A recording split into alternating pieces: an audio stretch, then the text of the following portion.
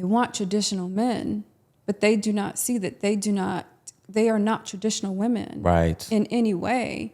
And it's almost childish and selfish to believe that a man should conform to traditional norms while you get to go and be free to do whatever you want. And he should fund that. The experience. He should fund your social experience. I don't want to grow up. I just want a daddy father, a man father, a husband father.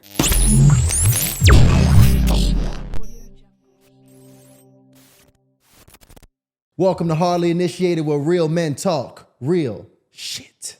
It is your host, Tyshawn Jackson, here again live with my co-host, Ryan Ketchens. I literally do not think I could be more excited about an episode. Yeah. Yeah, this one is going to be good. It's much needed. So for those of you who don't know, this wonderful feminine presence that we have here on the set has been a goal of ours to land on the show since we first recognized and said we want to have women on our platform. This was actually the first woman that came to mind. Yep. The first one that came to mind because I was already a fan. Both of us were already a fan of your work prior, your messaging, how you communicate, and just the service that you have been putting out to the women in the community and the men, actually, because I'm learning too as I watch your content. I mean, we used to send the content, you'll send that to your homeboy like, yo, this is what you need. And it just be a post. Yeah, he complained about some things going on in his relationship. Hey, read that. Right there. Read. That's the problem. But let me tell you, we are rocking here today with the femininity doctor herself. Welcome to Hardly Initiated. Thank you for having me. Oh, wow. Yeah. Hey, just wave at the audience here. They're here. Absolutely. Excited to have you. Thank you. Excited to be here. And listen, I'm excited for you because, and when I say you, I'm talking to y'all, because y'all about to get gamed up. Because we were in here getting gamed up and learning so much, because we're going to tell y'all something very special that, Kelly has some plan for you guys. Wow. But we're not going to get deep into it. We're not going to get deep into it right now. But that's caused a wonderful season of your life that has really filled you up with so much knowledge. And we're going to share some of that here today. And I just want to jump straight into it. Okay. Because some of your recent content that has been probably the most impactful has been how you've been educating the world about what feminism really is, what it looks like, where it comes from. And I haven't seen someone eloquently break it down how you do. Or just generally be as educated on the subject matter. Because I am thoroughly impressed. I'm like, this young lady's a scholar. Yes. A scholar? Yeah. So first of all, before I actually get into the content itself, right? And we go into the actual matter, what inspired you to want to go about taking this giant on to attack feminism? Because it is a giant. Right. It is a giant. Well, femininity is my purpose, and purpose comes from God. And God has been preparing me to do this since I was a small girl. And so naturally, if you want to talk to women about femininity and why and how their femininity is under attack, you can't ignore feminism, because feminism is anti-femininity. And so God and I have had many conversations, and this is the natural next step in my purpose, in my journey, to expose feminism for what it truly is and how it has affected women, men, and children, and the family in the American West and the West. I think that's just so needed. Like, it's just this very investigative journalism kind of situation going on with you, because as you sharing the information, I'm like, yo, I understand why it's women out there that's like, listen, Tyshawn and Ryan, they two young guys. They don't know anything about femininity or feminism. How they gonna tell me this and that? After speaking to you, they are absolutely right. I agree with them. I don't know anything. Yeah. So that's why we got the expert here right now that's going to reveal a lot of these things that we know is just not right. And and that's the thing about it. Like, as men, all we can do is feel like this feminine presence. and we can feel when femininity feels right. Yes. But many of us can't vocally say exactly what is wrong Right. and on a tactical level here, and especially why it came to be. Right? All we do is we get around a woman and we get this feeling, we get this gift of her femininity. And we can describe like the pleasures of it, and we can describe that we like this and we don't like that. But a lot of us can't eloquently break it down, which is why I love your content so much, because you do such a great job describing the why behind what we feel. And I don't think that that was something I was able to do prior until over these past recent years of study. But before we even get into the femininity, okay, I wanna talk about that giant Sure. that we discussed. And man, what a purpose you got. I mean, Feel a very hell of a honored. thing to be chosen for. Yes, it is. Definitely. To I've take earned on. it. I've earned it. You have earned it. And I want you to tell me about this. Like, how has feminism, you said it affects the men, Yes, it does. the women, and the children. Of course. Give us a idea of what that looks like. How has it affected us? Okay, well, if we just start in the late 60s, when the sexual revolution or the second sexual revolution hijacked the women's movement, the goal of that was to give women control over family planning via the abortion pill. I'm sorry, not the abortion pill, but birth control pill, Innovid-10. And then later on, abortion. The people, and I'm being general because of my next book, who encouraged the mother of feminism, Betty Friedan, to make the feminist movement about sex and the sexual revolution, had a goal of calling women out of the home. And they knew that in order to get women to see that their true liberation would be in the working world, they need to get them to do away with children.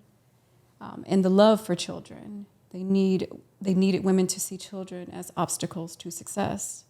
And so the feminist movement or the sexual revolution told women that family life and marriage and children were not aspirational, and that they are better off in the working world competing with their own resources alongside men. And so, well, men are workers. That's how God designed you all. Yeah. Right? Women are not necessarily designed to work. We are designed to be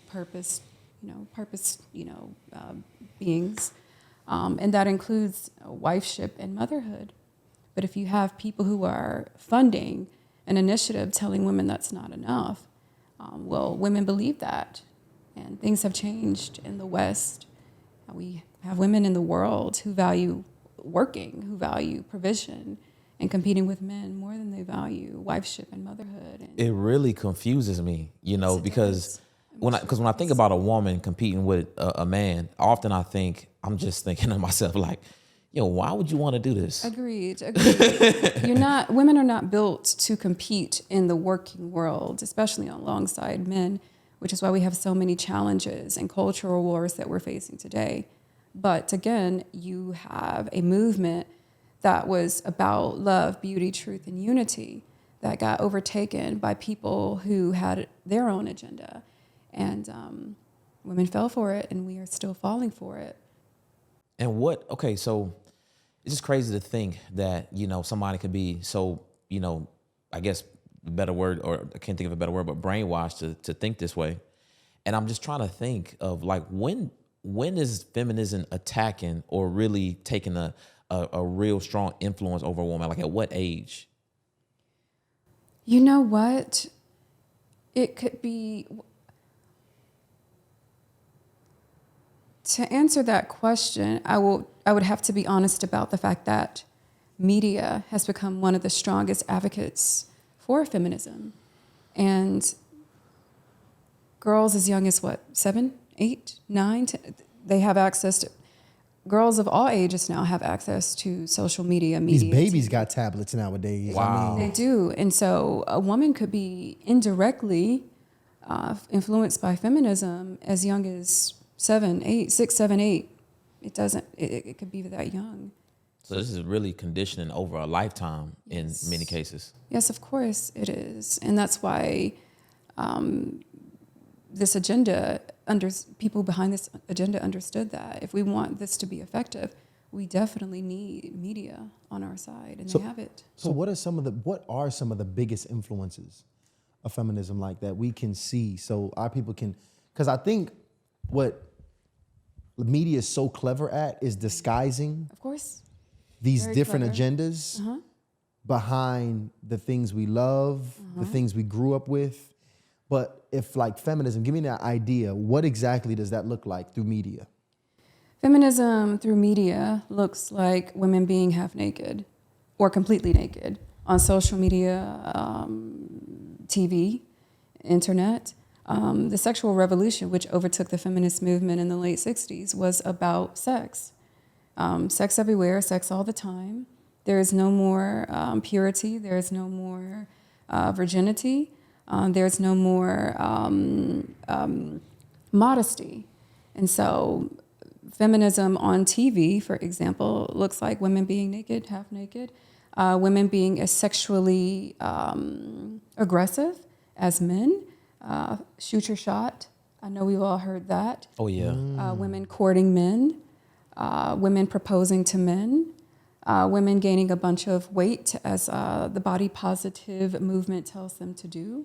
Those are some very prominent examples of feminism in media in society today. What I mean, man, you just really broke it down. And the crazy thing is, like, it's so protected because I can't speak out against it. No, you can't. And that's the goal of feminism, to dethrone men.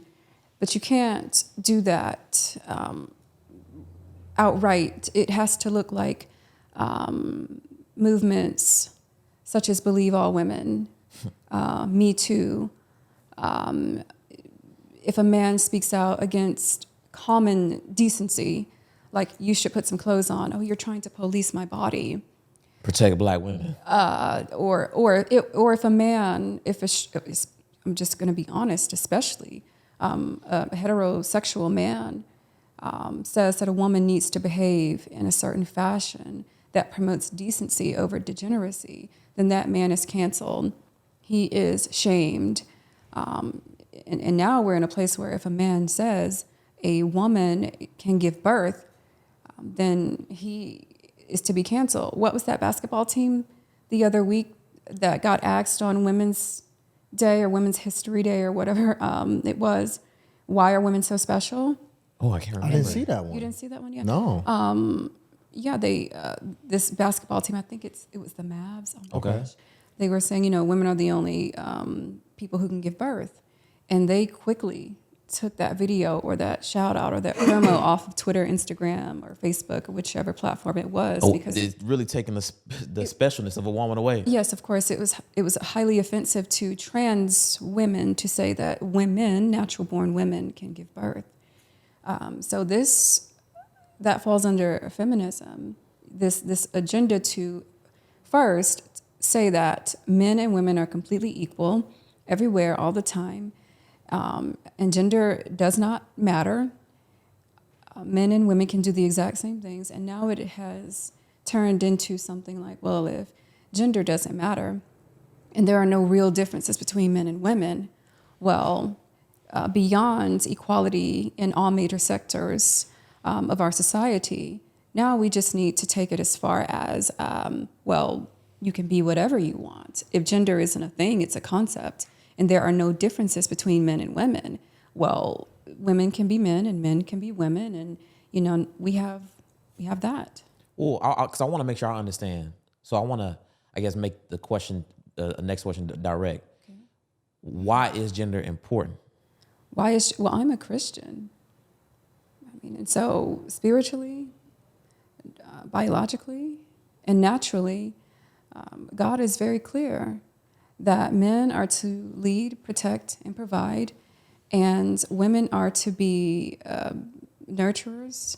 We are to be helpmeets, supporters, and submissives to our own husbands, and lovers of children and the home.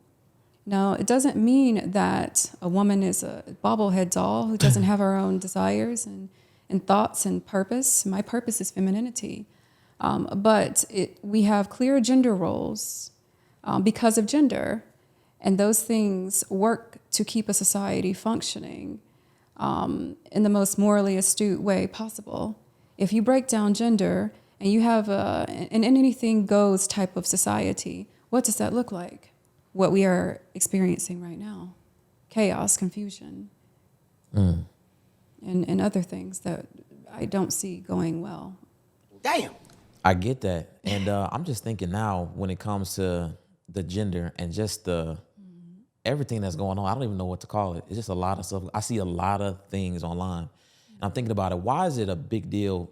Like, why can't I just not agree to it? You know what I'm saying? Why can I just feel like it just seems to be this like the agenda is to make sure everybody is not just okay with it, but like you have to somehow show that you're okay with it. But see, let me add to that, because even like what you said, why it's so clever. Like you say something like, support Black women. Of course I support Black women. Right. Absolutely, I support Black women. My mom is a Black woman. My sister's a Black woman. Absolutely support Black women. But behind the support Black women, it's a support Black women LLC.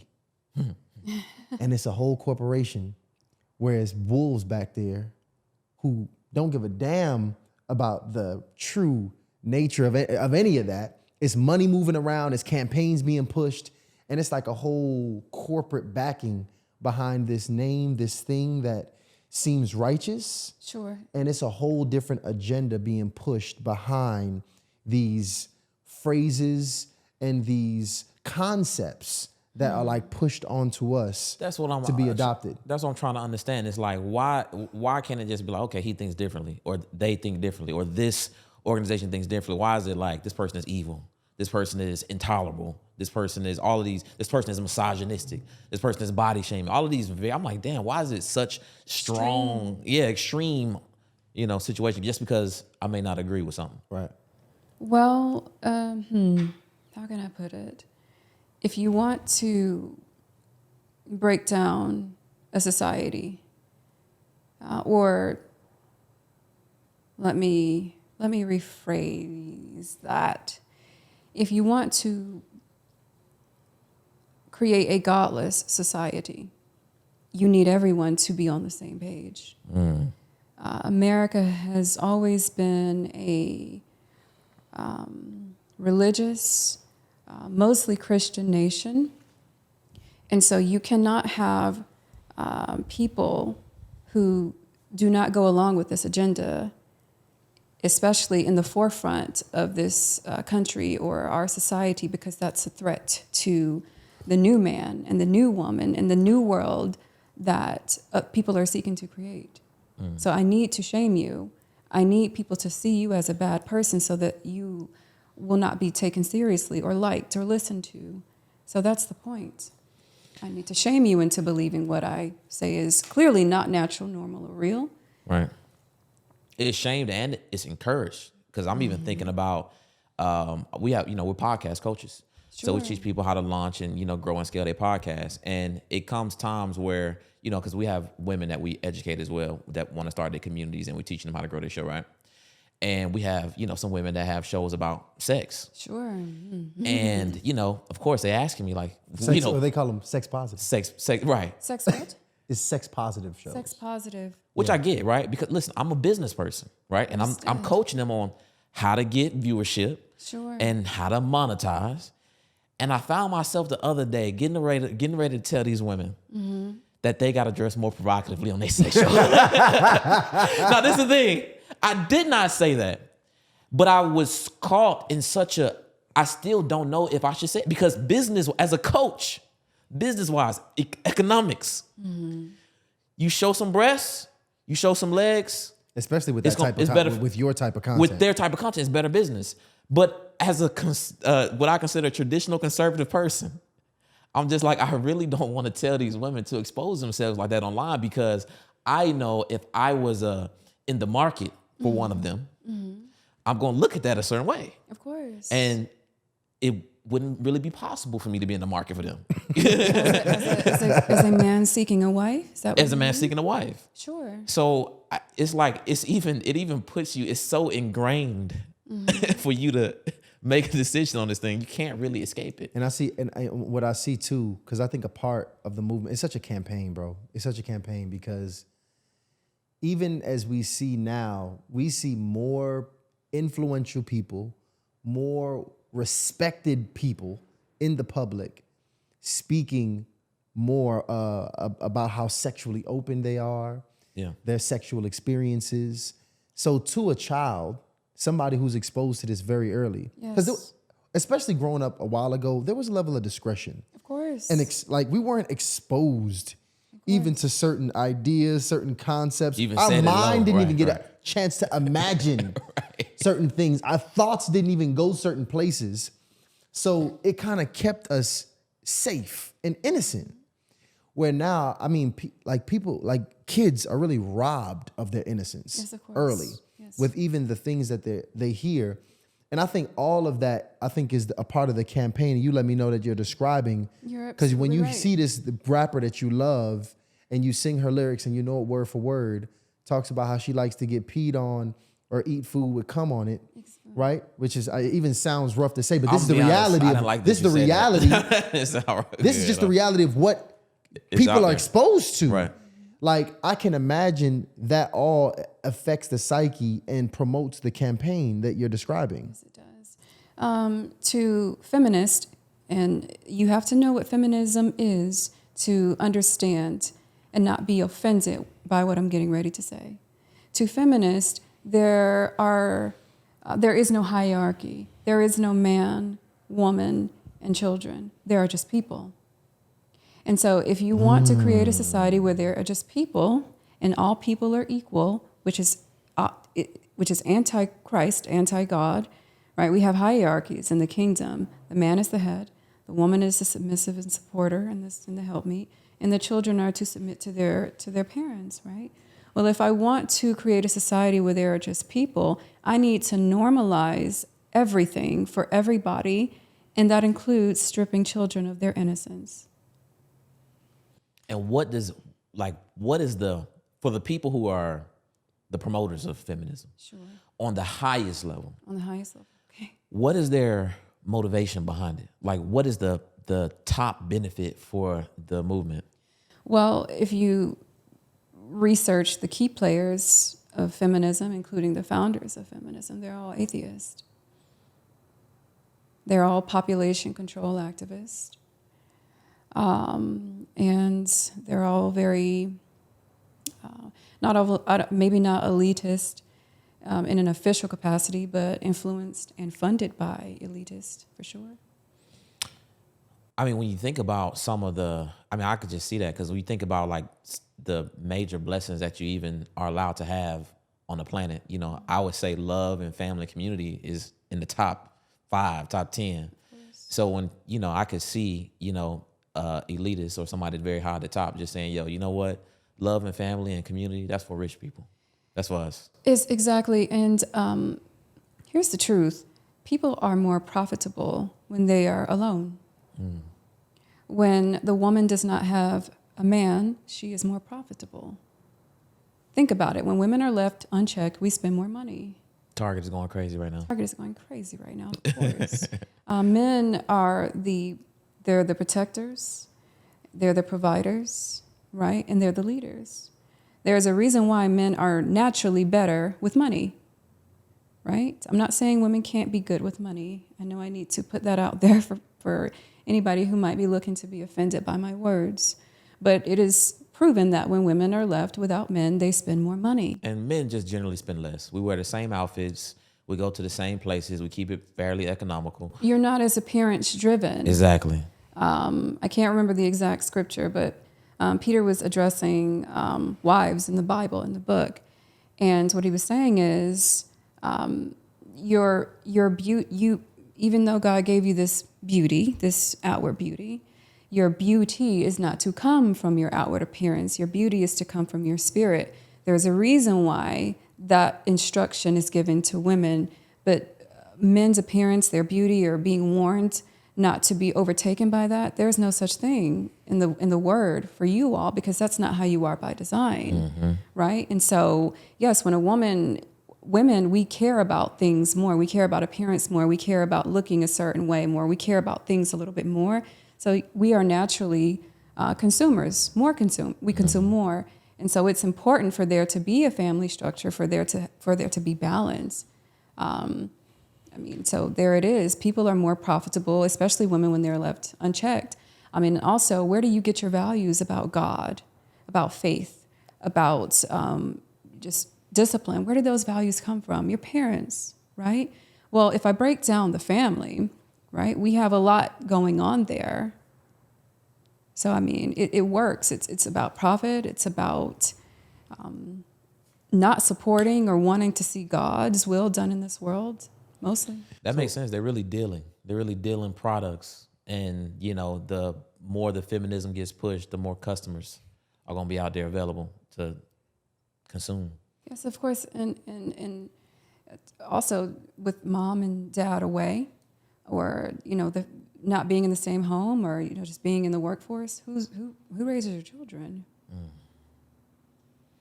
That's the biggest one. That's really the biggest one right there. I think who raises your children? That's because social media raises the children. Social media, yes, now social media raises your children. It seemed to be a disrespectful way of thinking if you think a woman should raise kids. Well, why? Like, where did that come from? Well, that's a consequence, a negative consequence of feminism, aka the sexual revolution. You are not achieving in life if you are not a working woman. There has become this push to idolize masculinity and career over womanhood and children. So let's actually talk about that, because I think women face this situation where obviously they got to take care of their basic needs, right? They got to live life, they got to pay bills, but, you know, also they got to put themselves in a position to still, you know, be courted and be a wife. Yeah. So I think obviously, like, taking on, you know, a PhD and, you know, trying to be a partner at a firm probably is going to combat that goal. And now I want to know your opinion on this, because what ideally does it look like for a woman who wants to be married? And I'm talking about early, assuming this was a woman coming out of high school. Sure. Like, what does that path look like? Should she avoid big, like, hefty careers that will weigh heavily on her time? Is it possible to take on these large scopes of work in, like, entrepreneurship, or like not no at home e-commerce? No, I'm talking about like building a massive company or having a massive role as as some employee, and still be able to make space for a man in your life. Is that possible?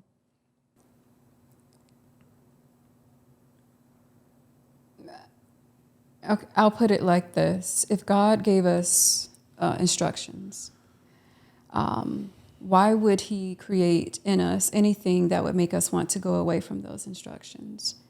If, for instance, God said that a woman is to be a helper to her man, to her husband, I would think she would want to know who she is in Christ and what God's plans for her life are, so that she can be found by her husband.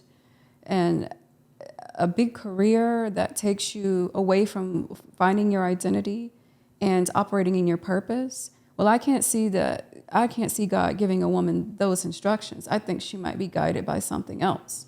When you're guided by something else, I'm not so sure that what you say you want can find you. I like that you mentioned what you know, pretty much what manual you follow, like what's guiding you. Because I think that, you know, the major religious books, there's some of the best technology out there in terms of how you should best live your life. Sure. So the thing is, though, if you don't adopt a certain practice or a manual to live by, then you're pretty much at the mercy of whatever is put in front of you. Exactly. So I think generally what's being put in front of the women is just work.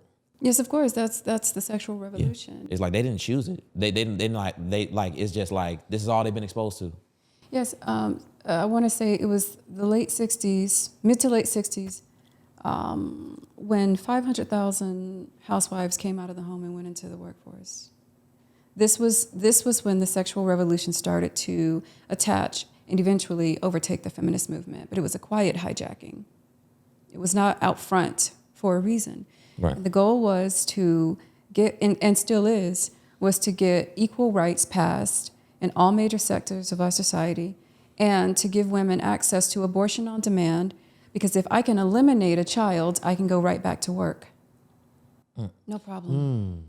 Okay, so man, you got me really thinking deeply. I got like a hella questions for you. Me too. So I'm thinking about the church, right? And it's a couple of pastors that I've heard that they really talk about gender roles and kind of the family structure. I'm thinking about Miles Monroe. I'm thinking about Louis Farrakhan, you know, Even T.D. Jakes. it's T.D. Jakes. Okay. But it's a lot of pastors that they don't even touch on that. And their philosophies for running their organizations is more of a, hey, everybody get down with this. Everybody come type of deal. And it's certain things that we're going to stay away from discussing, whether it be the gender roles or just gender in general with the, the different communities and things like that. Anything to rock the boat. Anything to rock the boat. Okay. Right. So what do you think the church leaders should be doing? They should be keeping to the book and not making room for society to dictate the book. And that's what I believe. But also, what is important for people to know is churches turning a blind eye to these things it's not an accident. One of the key players in the feminist movement actually came up with something to give churches a pass when they are asked about abortion and sex and gender roles. This is on purpose. This did not come out of nowhere. It just blows my mind because I think social media is the news. The news. Social media is the news because so a lot of times when you will see reports on the what other people consider the traditional news, it's reports based off what they got on social media because social media is the first to get everything.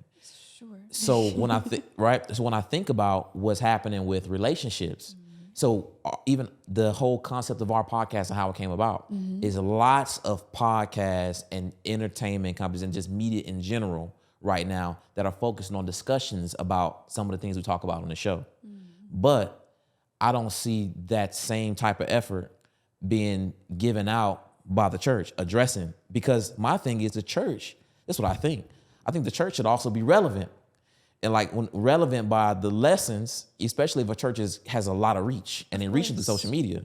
If everybody's talking about this issue that we all having with families and relationships and who should be doing what, I'm like, yo, why is the church not doing a bunch of 3-part series on this? I do agree. But like I just said, there are people who have a lot of stake in the feminist movement, and they understood many years ago that in order for a society to be transformed into the society they envisioned, they would have to get the clergy to turn turn the other cheek to this. These churches are getting that check. I'm not saying anything like that. You know, No, he said it. He said it. We said it. I remember it was a really big, one of my favorite sermons from Miles Monroe. He literally, and by the way, Miles Monroe is no longer here. Yes. And that's all I'm gonna say. But he was literally calling out one of the pastors. He called out a pastor in the middle of a sermon because this was a pastor who endorsed LGBTQ after having a sit down with a politician. And he pretty much called him out and I'm talking about, this is a large sermon, This is a big deal that he was doing this. It was televised, still going now. And he straight up called him out, letting everybody know that this was wrong. And what he described was that the church is supposed to be the rock, the unmoved rock while everything else is just absolutely wavering and causing hell around it. Exactly. And he described that pastor as more. He said it's a difference in an anchor and a rock, if I'm not mistaken. I think he called him an anchor, which can get up and choose when to have a stance, whereas the rock is supposed to be unmoved. Yes. And it's crazy because I do see that happening a lot with, unfortunately, what should be the more principled aspect of our society, meaning the moral backing, the church. They just kind of going with the wind. And especially when you see they letting politicians inside of the church to pretty much advertise and promote to their congregation, you already know what's going down. But I want to ask you this too, because your knowledge of the feminist movement, I think you can give a different perspective on this. Because when we hear about the feminist movement, we hear the feminist movement started because it was about women's rights. Sure, of course. Right, You because need to think that. Okay. Now, is that true? So was the feminist movement truly inspired by women wanting to be treated right, or is that the narrative they painted around it? So you have to, so American feminism. They different kinds? Yes, Oh but my we'll stick goodness. to American feminism. Okay. We gotta wait for the next episode. Right, that's for deep. the global feminism. We'll stick to American feminism right now. Most people think that feminism started in the 60s. Feminism in America started in 1848 at the Seneca Falls Convention with suffragettes like Elizabeth Cady Stanton, Susan B. Anthony, and Lucy Stone, all of those ladies. That feminism was about rights. That feminism was about personhood. Feminism evolved into much different things, especially in the 60s. So yes, early feminism or original feminism in America was about humanhood, dignity, and access. So initially it was a noble cause. It was a noble cause that was unifying, right? Women just wanted to be seen as people. Why should I worry about if my husband and I, for example, were to get a divorce? I do not have rights to my own children. I cannot apply for credit in my own name. If I do have property and I get married, well, that property belongs to my husband. So I am stripped of personhood. I understand why a woman would at least want those rights. But feminism started, like I said, to go into something else. Some might say in the 60s, but I'm studying feminism. And the Equal Rights Amendment, for example, is one of the biggest pushes from feminists. And the Equal Rights Amendment was first drafted, I want to say, in 1920 to be presented to Congress in 1923 by Alice Paul. That would give equal rights to men and women in all major sectors of our society. And I don't see that being the best option, which is why the Equal Rights Amendment, even though 38 states have ratified it to this day, is still not constitutional. It's not the constitutional law, I don't believe. And that's saying a lot. If you have 3/4 of the states support something, then I believe it becomes constitutional. The Equal Rights Amendment has 38 states who have ratified it, and it's still not constitutional. So that's saying a lot about what we believe in America. And the opponents of the Equal Rights Amendment, a couple of their arguments are, if you make women and men equal everywhere all the time, then if we have another war, for example, women are subject to the draft. There are no more special protections for women. You cannot discriminate anywhere at any time based on sex. So if they decide, hey, there's a draft, women must go, we must go, because there are no more special protections for women under this Equal Rights Amendment. Do women know that, that could be what they're getting into? No, see, they push it like you're being oppressed. You're not getting equal pay for your work in 2023. Men are still doing all of these heinous things, and you need this amendment to protect you. But it would really take more away from women. Another argument that the opponents make, for example, is right now, a husband is required by law to support his wife financially, and I believe that's still the law. But the Equal Rights Amendment would take that away from women. It would no longer be about sex and sex privilege for women or protections for women. There would be no gender in the Constitution. It would be people, it would be persons, it would be spouse, it would be things like that. And so women think that things are upside down now. Imagine having the Equal Rights Amendment become constitutional. I mean, this is what we do as a country. Also, I think I'm understanding it. So the acts are passed with this top layer of law or regulations that's being promoted. It would, But really, underneath is just a lot of other things going on that you should take a deeper investigation. 100%, 100%. So equality, there is no such thing as gender differences. There are no biological differences. There are no natural differences between men and women. We are just people.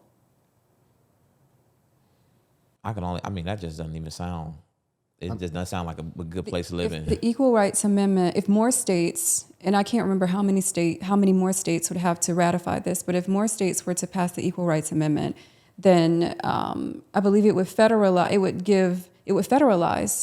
the amendment, and so it would be a constitutional right versus it's right. I think right now it's a states thing. The states have the right to decide on this amendment versus it's not in the Constitution. This is not something that we have to do as a country. It's a state thing. And check this out, because I thought about this too. We actually spoke about this. When you consider that, you just take away some basic things. Like, that's one of the first things that you teach a child, like, you're a boy. Yes. Like, you know what I'm saying? Like, that's one of the first things that a child learns. And you learn you're a boy, so you do this, right? Don't do this. Girls do that. Girls go in that bathroom, you go in this bathroom. Like, you just kind of learn what it is to be a boy. And then when you strip that, I imagine you also even strip, like, they're gonna make it very heinous to teach them that you're supposed to also boys like girls.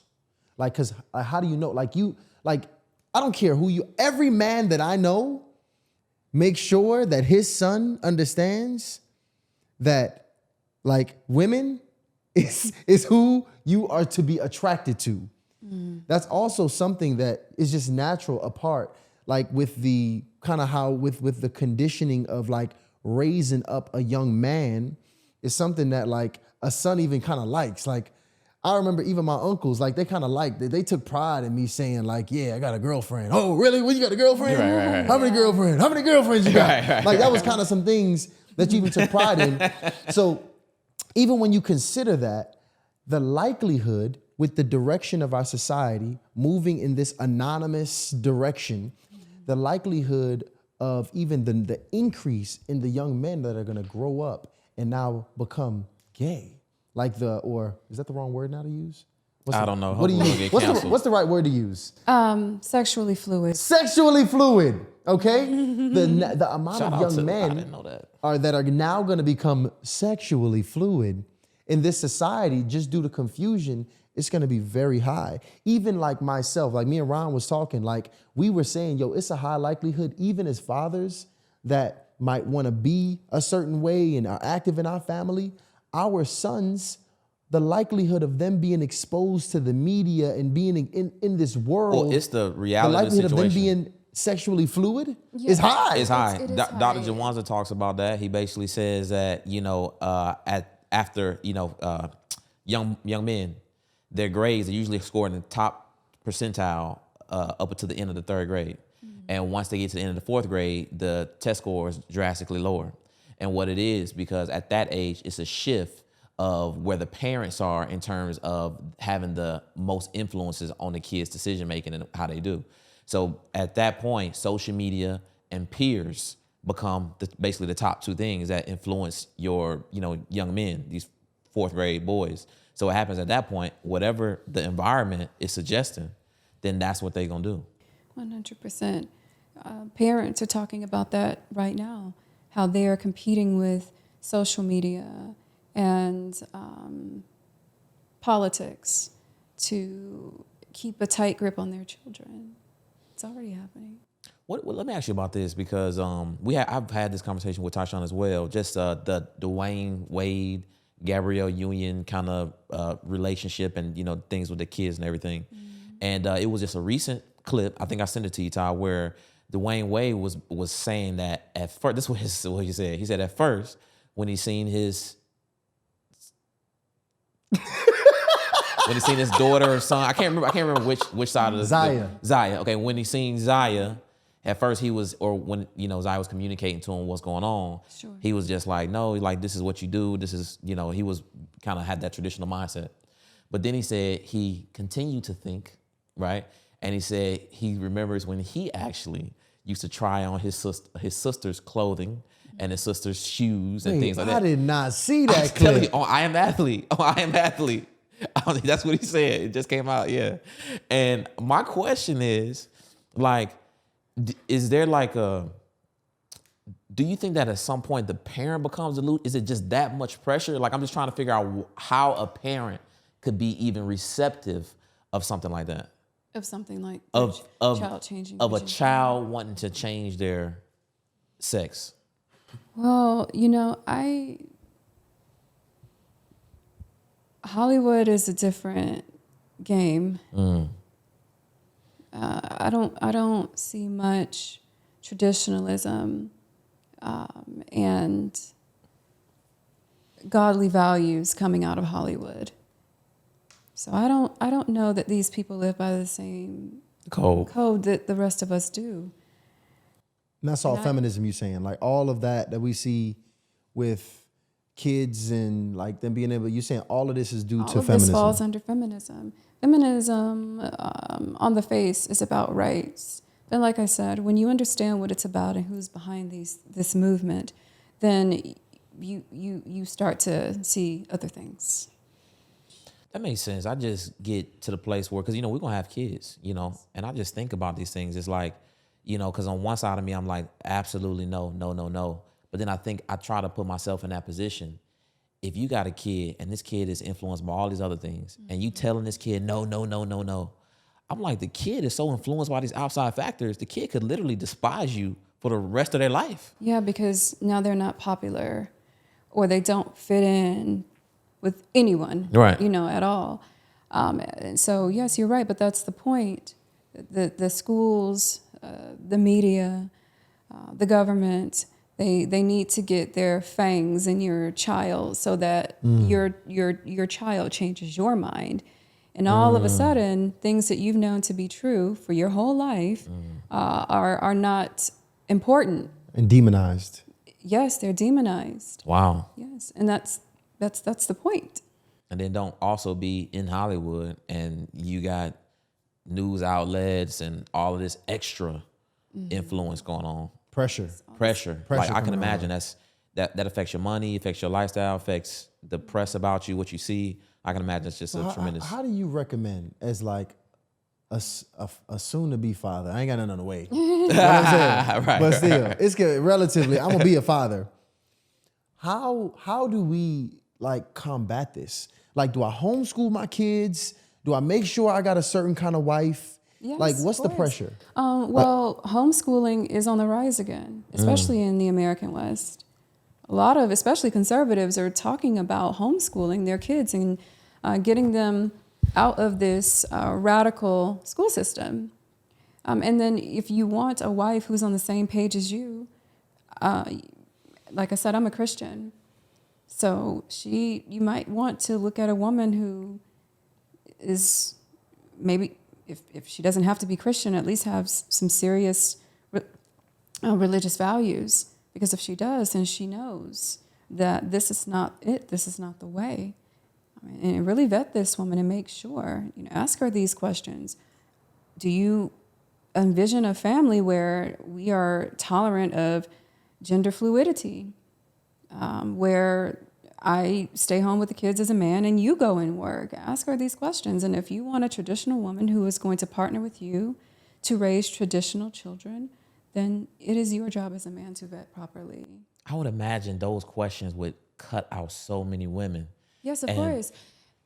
I'm Gender, sorry. gender fluidity? Well, yes, because the thing is, what you're saying is somebody who has because what do you think about what you hear all the time? You ask somebody if they're religious. Like I asked you, you was Christian. You said absolutely. Absolutely. You say you can't tell. You know what I mean? You ask other women, right?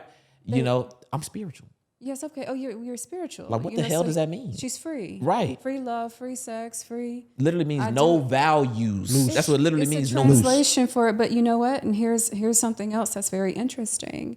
As the sexual revolution started to overtake society, witchcraft came to the forefront of our society even more as well. So less God and more manifesting, less God and more tarot readings, palm readings, horoscopes. All of those things started to make their way to the forefront of our society. And it's all different types too. And because of what the sexual revolution did was challenge people to rethink traditional norms, right? And then we were having prominent sociologists and psychologists contribute to these beliefs, right? We had Sigmund Freud, who argued that depriving yourself of sex would lead to or was a result of a mental illness. We have Alfred Kinsey, who argued that sex is something that we should all experience freely. Or we have a gray scale. Nobody is completely gay or straight. Most people are in the middle, right? And so you have all of that contributed to this movement that was about rights, but no, it was really about introducing things that were not very traditional into our society.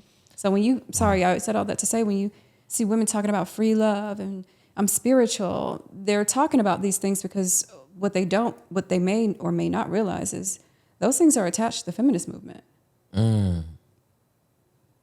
It's valueless stuff. It's like it's non-traditional. Non-traditional, right? And what I see in a lot of women who are feminist is they don't like tradition. They don't like structure. They don't like discipline. They don't realize that's what's going on, but it is. All the feminists I know think that, for instance, well, if I'm making money and he's making money too, then why can't he stay home? Why do I have to be the one to raise up my children? What if I don't want children? I don't want to wait to have sex with my husband. I think I should try it out. Or if I'm confident and he's not, why can't I shoot my shot? The interesting thing is, though, they want traditional men, but they do not see that they are not traditional women, Right. in any way.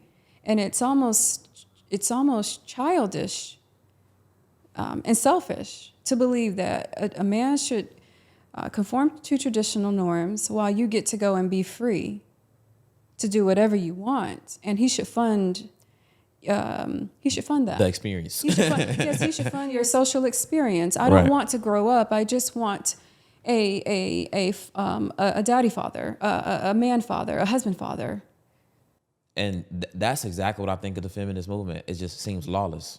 It is, and when you look at the original feminist, they all had daddy's issues, and because they had daddy's issues, their relationship with their heavenly father was affected, and that's why they don't believe in really God. Really, they're all atheists by their own admission. It's so crazy. So is that a correlation? Do you feel like a woman that struggles with a relationship with her father, she would struggle with her relationship with God? Is there a correlation in that? Yes, I do believe that. Wow, I've never heard that. Yes, of course. Well, you have to think about where people get their values from, their parents. And if you're telling me there's a God who loves me and wants the best for me, a God who I cannot see or that I cannot see, by the way, this is a faith-based relationship. But you, as my earthly father, the man who I can see, is abusing me, gaslighting me, hurting me in any way, but at the same time telling me that there's a God who loves me and that you live like that God in the sky. Well, I don't want that God. I don't trust that God, because if he loved me and wanted the best for me, why would he give me a father who would hurt me so badly? It's not congruent. It's exactly. So it's not that God isn't real and doesn't want the best for you. Your father is out of order. God is not out of order. Your father failed you, your earthly father, but they don't know how to separate the two. those. I can totally see that. I have never heard that correlation. Yes, I mean, Because I know they say, yo, if she's struggling with her pops, you might need to watch out for. I mean, that on a base level, right? But the depth of it, if she's struggling with her father, then she's also probably going to be struggling with the spiritual relationship. Of course, it's your that she would father's have. job. Yeah. Well, so the word says, husbands, live sensibly with your wives as they are the weaker vessel. Well, even though your daughter or a man's daughter is not yet a wife, as a kingdom man, it is his job to be showing her what to expect, right? Right. So if he is not sensitive or sensible with his child, then he's still out of order, right? This is why men traditionally would pass their daughters along to a capable man that's able to lead them and, provide things they need to survive. If there's a God who loves me and wants the best for me, if I'm supposed to believe that, but he gave me you, a father, who would do these things to me, that God can't love me and want the best for me, and as a result is not real to me, or if he is real, I should not serve that God if this is what God looks like, as man is made in his image. But Of course I don't believe in God. Wow. The sad part is, and I want to add this too, because one of the two leading feminists in the 60s would be the conservative voice, Phyllis Schlafly, and the liberal voice, Betty Friedan, who gets all the praise for feminism, by the way. One thing I love about Phyllis is that she was saying to women, we as conservative women have daddy's issues, we have mommy's issues, we have all kinds of family issues. It's a complicated time in this country. When has it never not been? Or ever not been? Or never not been, or whatever. But we know that Christ is real, and if we give our hearts to him, he can heal us. He can be the mother and the father and everything else that we did not get. And so they went that route, and they decided to follow Christ and become a new creation, and they went off and got married and had successful lives and families. Whereas feminists, like Betty Friedan, and all of those ladies decided, I got hurt so badly by my family, I'm done with God. Screw God. There is no God. They decided to create their own version of womanhood, which is anti-Christian almost line by line. wow. Because if God is real, this couldn't have and should not have happened to me. So that actually is the divide in the women's movement. Women who understood that God is real, I can become a new creation and give myself to Christ and benefit, versus I was hurt so badly, I'm still wounded from my childhood and I'm letting that affect me for the rest of my life. That is the divide when you look at it. It sounds like, because now that I'm thinking about this, if you a feminist, you just can't believe. Or if you just have this certain ideology, there's no way you believe in God. Like if you're just like, it's just so much in my mind right now. I'm just trying to think of the question I'm trying to ask you. It's okay. Because I'm just thinking about my interactions with women and kind of getting their ideology about certain things. Mm-hmm. And now that I think about it, it's like, there's no way. I don't even need to ask you if you believe in God, because if you did, you would not even verbalize some of these ideas. No, of course not. Of course not. But the thing is, historically, a lot of our ancestors have been or were given religion. They weren't given relationship. And so it's not uncommon for women today to say they're Christian, but nothing about their lives is Christian. A bunch of women I've met. Yes, because It's like no practice. They saw their parents say, I'm Christian, but their parents would go off and do things that were not very Christian. So double-mindedness was ingrained in them at a young age, right? So relationship is the thing that you should be after. And I love my parents, but I taught myself relationship.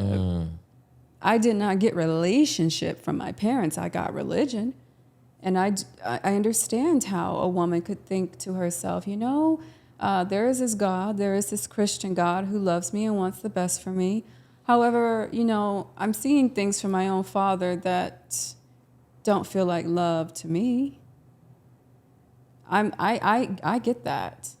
But I chose to believe that my pain could be used for something else. And I became a new creation in Christ over and over and over again. And God did turn my pain into purpose. So there are women who don't know that life, and they choose to become their own God. But they say they're Christian because it sounds noble. I'm Christian. Right. Yes, but you believe in abortion.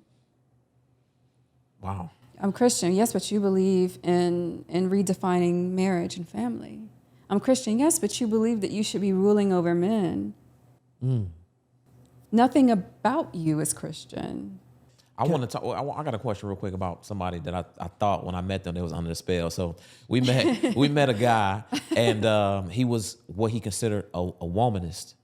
So I guess it's like a male feminist. Sure. So some of these ideas he was pitching, I just was like, this is insane. It was insane to me. It just seems, exactly. That's my thought. But I'm just but I was still very curious about him and his ideas and kind of where they might have come from and all these different things. So how have you seen, because you got a lot of female clients, right? Sure. How, from the way they describe their different interactions with men or just different relationships with men, like how do you think that, how are they communicating that the feminist movement might have affected some of the men that they're dealing with? Oh, wow. So they don't know it's feminism, but I can still share some stories with you. If you Yes, please. Well, so a lot of women feel like men are passive today. They feel like men are not traditional in a sense that they pay bills and open doors and want to commit to one woman. They feel these things. So that's what women are saying today. Do they know that it's a consequence of the sexual revolution? No, they don't know that. So it's not just women is getting impacted by this thing; it's both men and women. Yes, of course. So I would say that. So between 1939 and please don't quote me on the exact year, but I was looking at the rates last night for homework. Between 1939 and maybe 1948, 49, something like that, marriage was at an all-time high in this country. What happened in 1960? The civil rights movement. The first birth control pill. The first birth control pill was approved by the FDA. Black history. Right. That's The first birth control pill, Inovid-10, was approved by the FDA. Now, what did that do to women? It gave women the power to control the family planning and the family size. Before that, women practiced virginity and sexual purity because if you had sex outside of a marriage, well, one, you had to deal with the public shame if there was proof of that by way of a child, an illegitimate child. There was consequences to that. Exactly. And so with the introduction of the birth control pill, well, now women could just, not the birth control pill. Birth control pill. Yes. If I'm on a birth control pill, I don't have to wait until marriage to have sex. I can control what's going on inside of my body. And so a child is not necessarily a random act of God. I can control that. And there's no proof that I'm having premarital sex because I'm on this birth control pill. So it gave women an opportunity to walk away from virginity and purity without the public shame of premarital sex or illegitimate children. So when women's ideas and attitudes about sex changed, we started to see the marriage rates in the United States decline. That is a statistically proven fact. absolutely believe that, because it even, I mean, as men, how we make decisions, like that's a huge part of the decision. Yes, of like course. how many women or men she might have been with, kind of what the sexual history is, that kind of deal. And I'm thinking about like when my sister was like hitting high school, it was like, it was, number of females in my house, right? And I just kept hearing birth control being kind of thrown around. Yeah. Like, it's time. Bro, listen. It's time. No, listen. And I my was thought, literally about to talk about that. Go ahead. in my mind, I'm just thinking, I'm like, in my mind, I'm like, yo, young man, I'm like, yo, Let me how let easy me, it is let to me just don't my have a household fucking as baby. well. let me give you the second part. My I have to give you household the as well. second part to that, though. So the birth control pill was 1960. Yeah. Marriage was a little bit marriage was still somewhat stable in the United States after that. But then we have the sexual revolution that came behind the birth control pill in 1967. So by the time we are entering into the 70s and then the 80s, the marriage rate in the United States just kept dropping. And currently, I believe we're sitting at a rate of 6.7 or 6.8, and we haven't been able to get marriage back up to 16, a rate of 16, or 10 or 12 since the 80s. Insane. I want to know this, though. I want to know this. Because how do you feel about parents pushing birth control on daughters when they hit that high school age?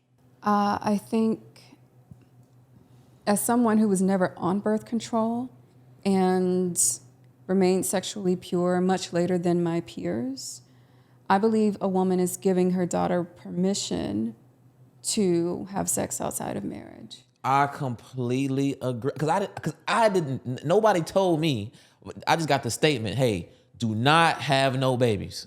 That's what they told us. That was enough for me. Yeah, you better wrap up. You better Don't bring no damn babies Don't back. right. So I'm like, so for a woman, I mean, But see, you know what I think it is? I think we're like parents are so afraid of the shame that comes with a young woman bringing home. Because I think, especially when I'm thinking about me personally thinking about my home, I think it was like the shame and the worry of having to pay financially for another child that we're just willing to say to hell with, me trusting that you'll be sexually pure and you're going to take this damn pill because this is what you need to do. I believe what women need to get back to is encouraging their daughters towards Christianity, or at least something higher than themselves that Right. they should fear. I mean, truly fear. with some instructions and some practices that come with it. And encourage our women, our young girls to get married. The conversation in my home is going to be, especially to my daughters and my sons, but especially my daughters, is the one who controls access to this. Excuse me. If you want to have sex, you need to get married. And mommy is going to prepare you to get married and to be found by the kinds of man, the man God has created for you, your Adam, so that you don't have to go and give this away to the world, which will chip away at your self-esteem every time you give this to a man who does not make you his wife. That's the conversation. So what does this, and listen, we usually, this is my last No, question. this is an expert. No. We gotta go Don't ahead. even talk. We got to go at least another. We got to go the whole 20. Yeah. Okay. Oh, Okay. all right. It's So too good.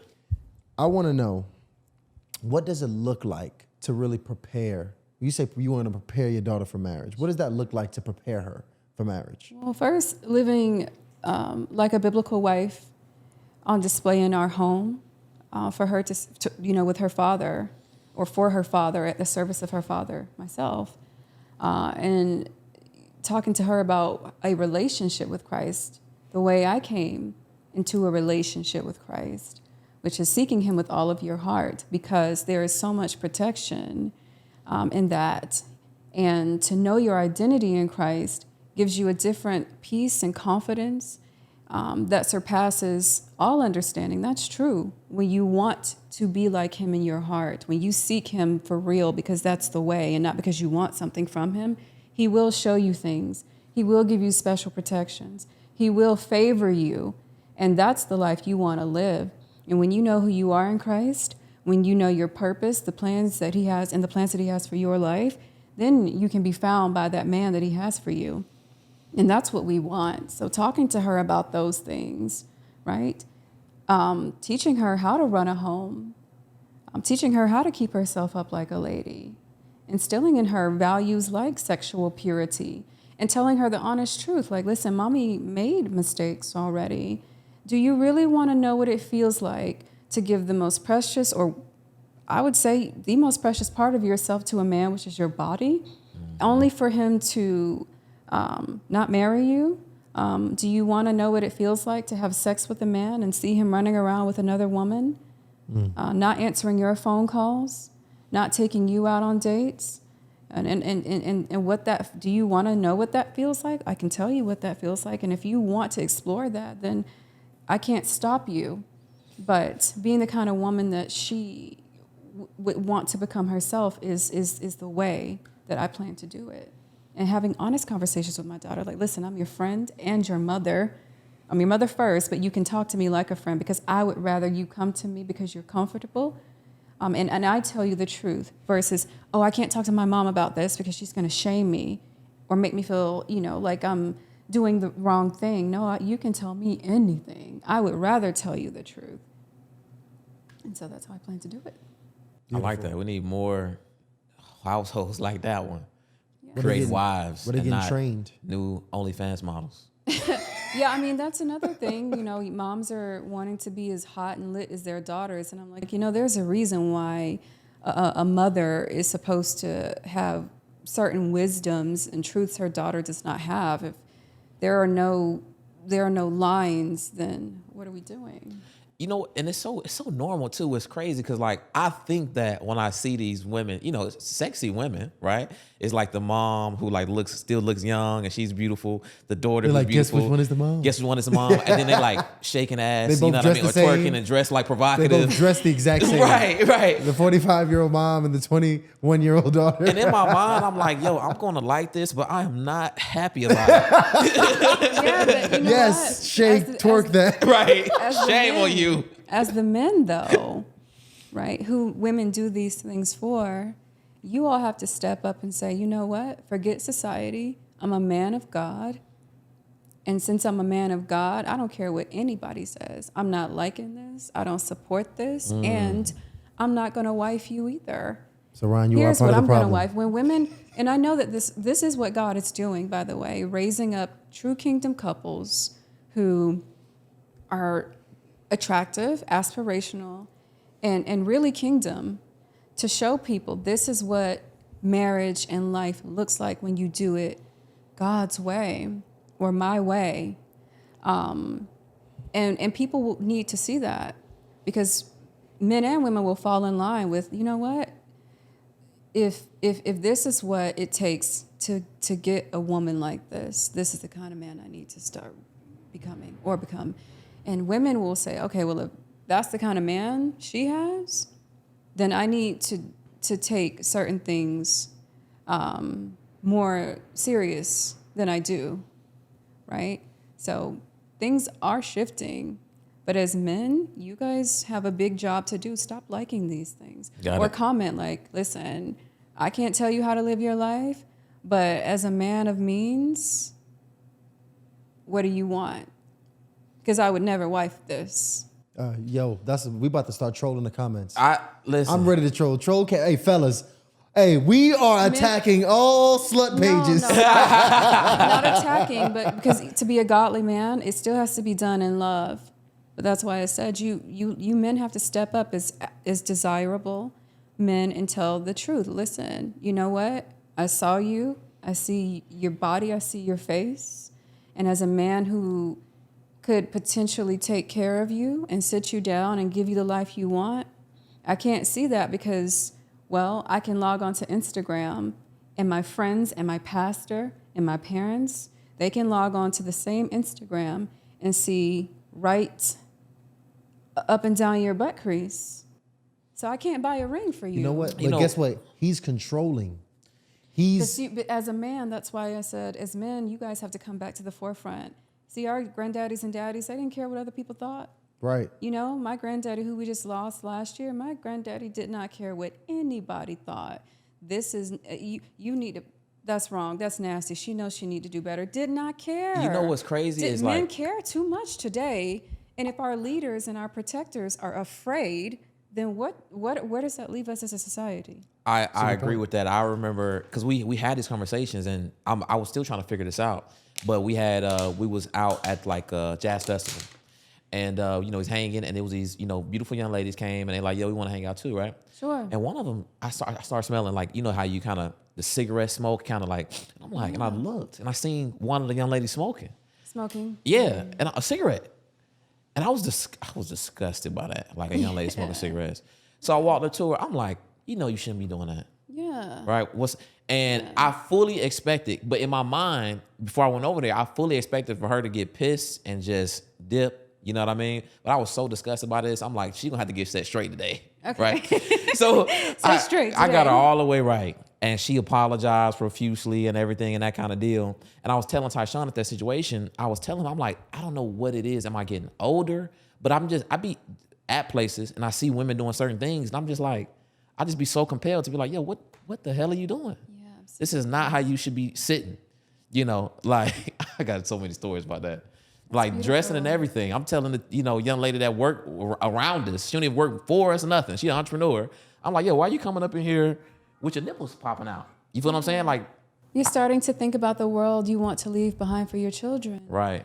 That's exactly. You know what?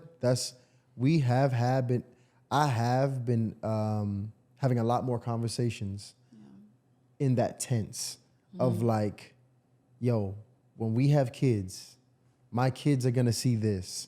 Our kids are going to like that. That has been a little bit more, frequent in what we've been speaking of. And when you think of it from that perspective, your mindset changes so much when you just remove the self pleasures and all the things that we love and that we want to just enjoy temporarily. And even when we really consider it, I mean, me and Ryan, I'm not gonna lie, we might indulge and even like some of the, debauchery that's happening right now, like just the aesthetics of it at least. But those women could never be wives. But Like, I get what and you're that's saying the- though. Instead of looking away, because in my mind it's like I'm like, she for the streets. That's It's what I like, know. and that's it. Listen, it's like filter them out. It's not my job. Like, I don't feel like it's my job connectively. Like, I'm not connected to needing to save this young lady. every young stranded But lady lost. What you're saying, Stranded lady. what you're saying, and I want to make sure I understand this because this might be deep. You might convert me. You saying it's our jobs actually to see this and to speak out and speak up. Listen, and yes, and that doesn't have to look like going under every Instagram. No trolling. Sure. That doesn't have to look like you going under every picture or you see on Instagram and saying, you're out of order. No, of course not. But use this platform. Use this platform to speak and tell women, like, listen, as men of means, that's not what we like it because we're sexual. We're men. But do not confuse sexual attention with commitment. And a lot of women do. We hear a lot of women say, oh, I get all these men, but do you have any prospects for marriage? That is not, attention and commitment are not the same thing. Then they'll say, I've had men propose to me. Okay, then what happened? And right, because it basically means you got a bunch of unqualified dudes. Because if one of us qualified, you would have said yeah. Absolutely. So do the men you want as a woman, do you have those prospects? That's different. That's different. I mean, beautiful women don't have issues with men proposing or at least talking about marriage or whatever.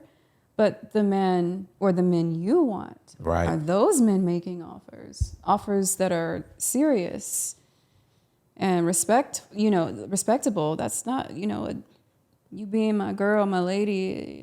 What kind of offer is that? But a man saying, hey, what do you do?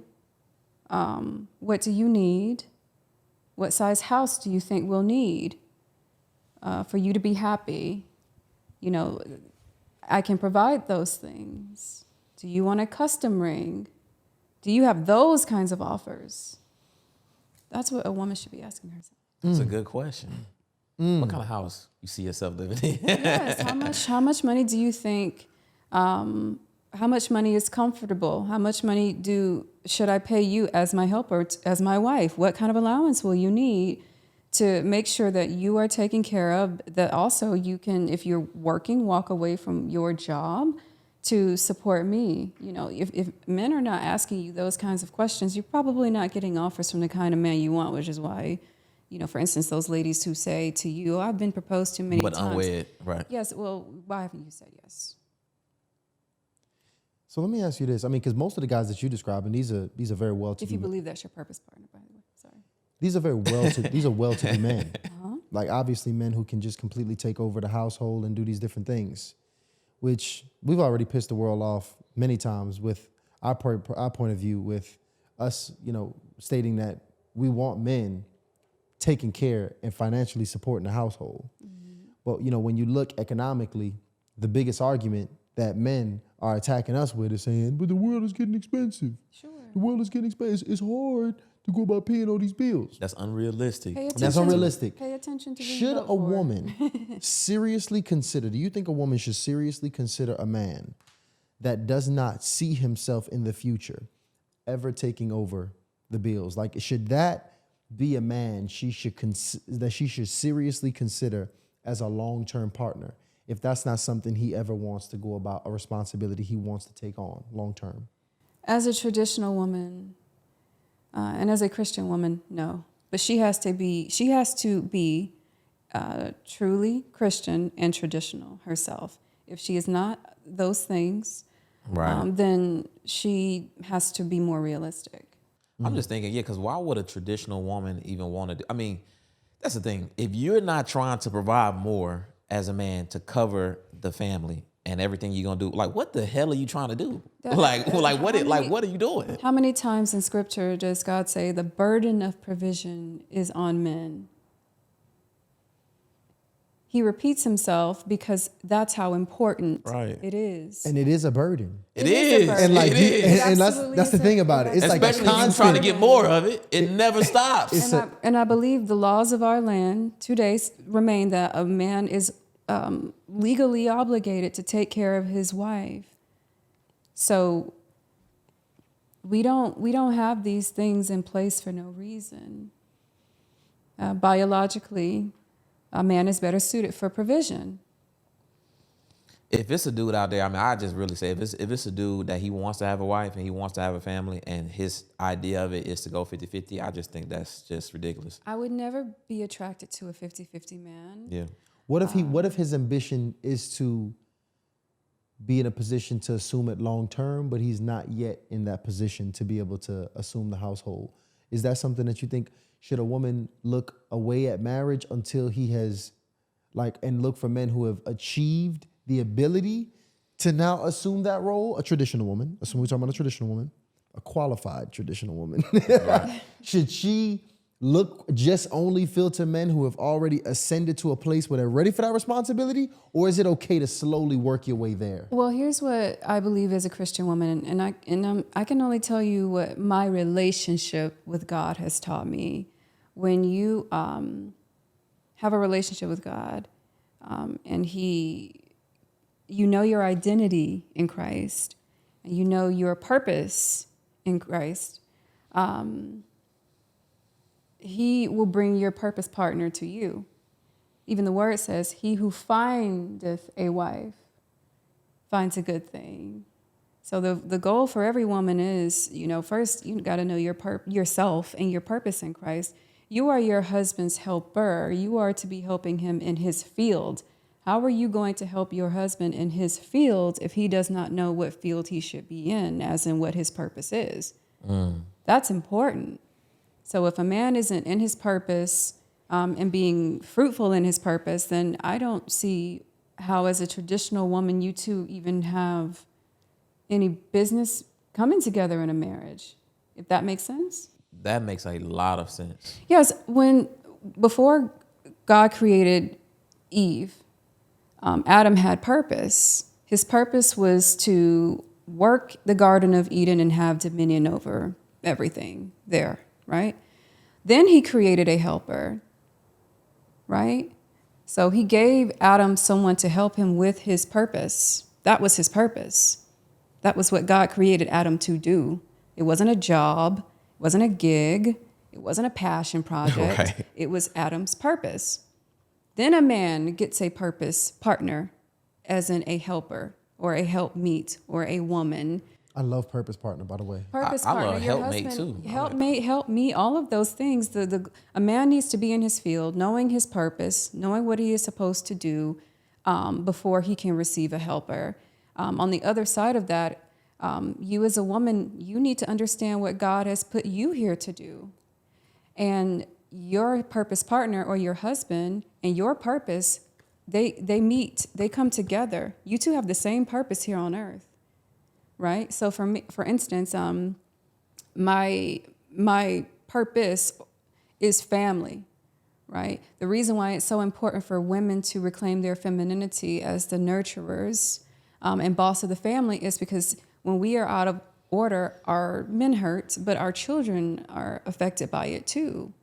Right. So it's probably a very reasonable thing to conclude that my Adam is just as passionate about the youth and the family, and he's had some similar experiences as I have.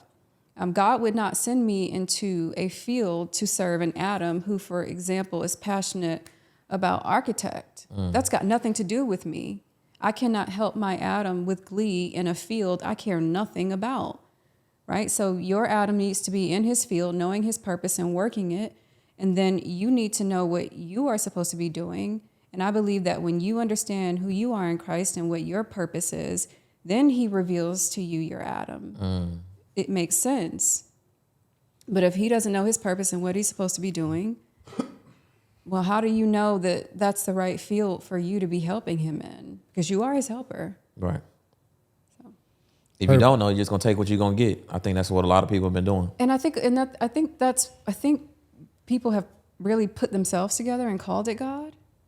And then when it doesn't work out, it's scary or confusing for them. But God has put me through a lot of unique situations so that I can speak the truth to his people about his way of bringing man and woman together.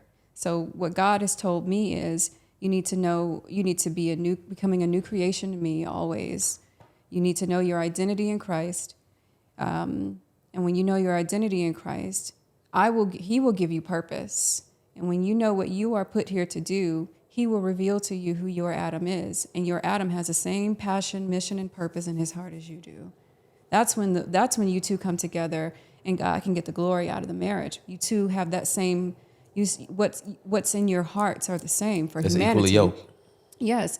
Well, yeah, and that's a part of it. But you two have the same passion for and mission for humanity. Like I said, I'm passionate about the youth and the family. My Adam is probably not passionate about growing oranges. I would never care to help him in his field. And now I'm a problem to my Adam because this doesn't matter to me. This is not in my heart. Does that make sense? It makes total sense. Yes.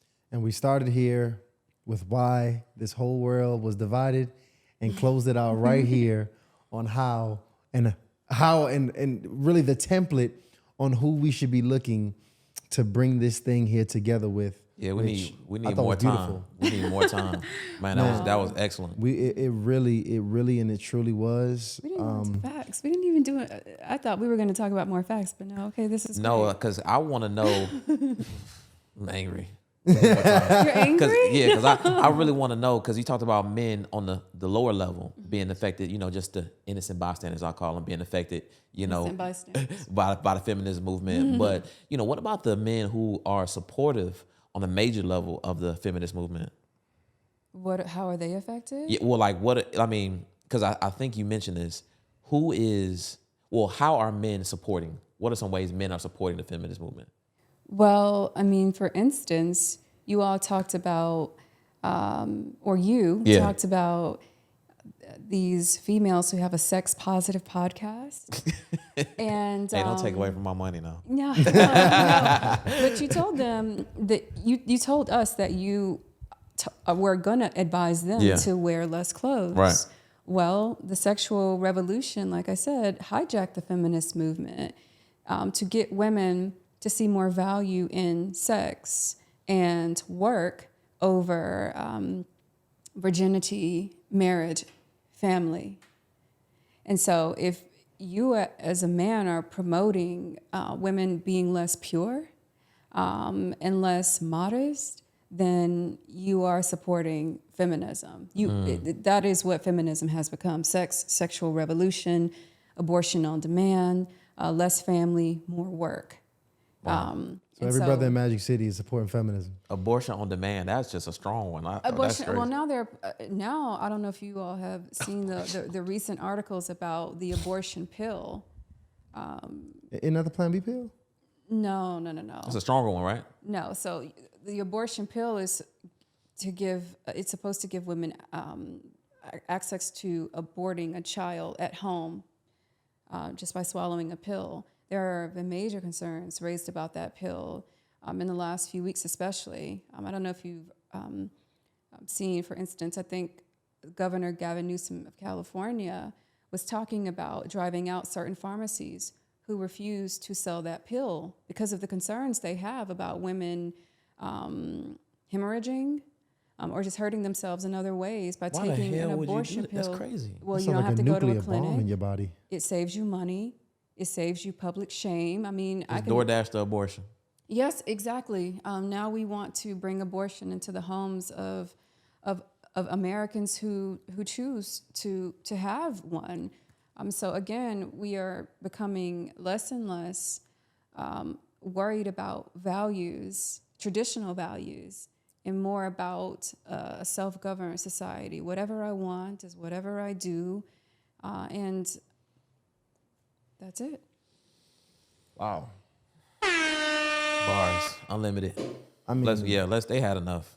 They brain is probably like a water hose going off in their face right now with all this great content. It Because is. people just not understanding a lot of the concepts that you dropped out. It's okay. I mean, well, I did mention that I am working on my next book.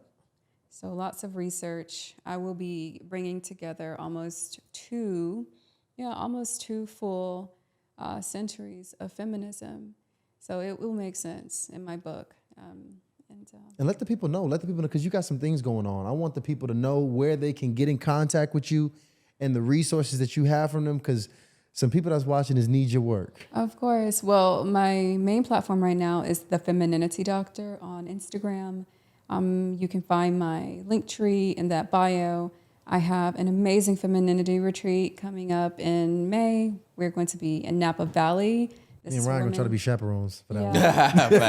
Definitely for women who are serious about understanding what it means to be feminine, women who want to position themselves for serious courtship and marriage.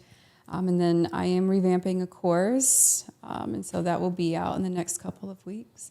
And then other than that, they have to wait for my next book. We got to be an affiliate for that course, though. We waiting. Oh, yeah. Well, you all can absolutely do that. A lot, like I said, men have asked to fund books and courses for women who are not economically empowered right now. And so if that's what you all would like. We want to sell it to the ones that are economically empowered. Because they need it. Yeah, no, mandatory.